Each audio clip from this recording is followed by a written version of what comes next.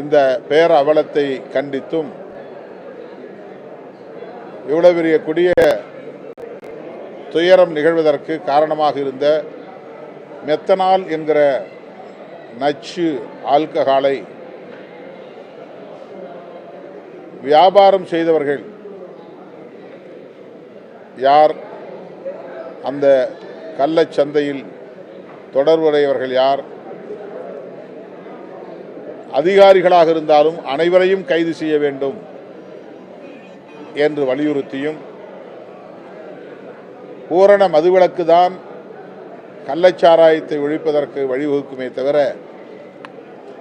அரசு மதுபான வியாபாரத்தால் ஒழிக்க முடியாது என்பதற்கு தொடரும் இந்த நச்சு சாராய சாவுகள், இவ்வளவு பெரிய கொடிய துயரம் நிகழ்வதற்கு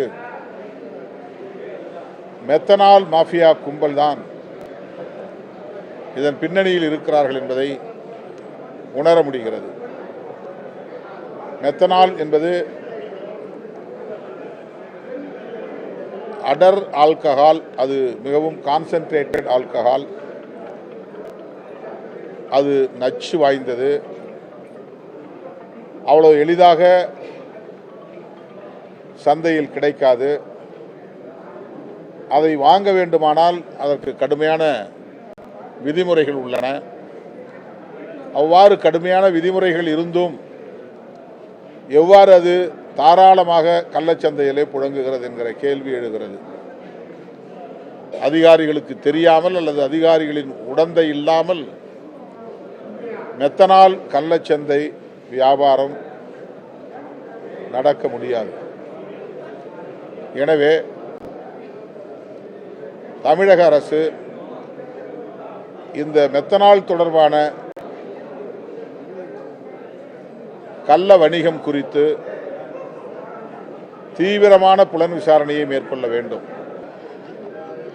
ஏன் இந்த மாதிரி பாக்கெட் சாராயத்தை குடிச்சாங்க அப்படின்னு கேட்கும்போது அவங்களுடைய குடும்பத்தை சார்ந்தவர்கள் சொன்ன பதில், ஒரு பாக்கெட் 60 ரூபாய்க்கு கிடைக்கிறது, டாஸ்மாக் கடைகளில் எங்களுக்கு 60 ரூபாய்க்கு கிடைக்காது.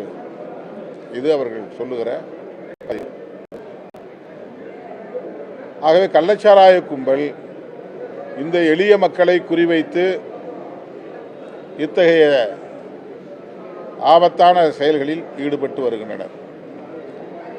முதல் காரணம், டாஸ்மாக் கடைகளில் குடித்து பழகி அதற்கு அந்த போதை பழக்கத்திற்கு அடிக்ட் ஆகியிருக்கிற நிலையிலே, அடிமை ஆகியிருக்கிற நிலையிலே அவர்களுக்கு மேலும் கூடுதல் போதை தேவைப்படுகிறது.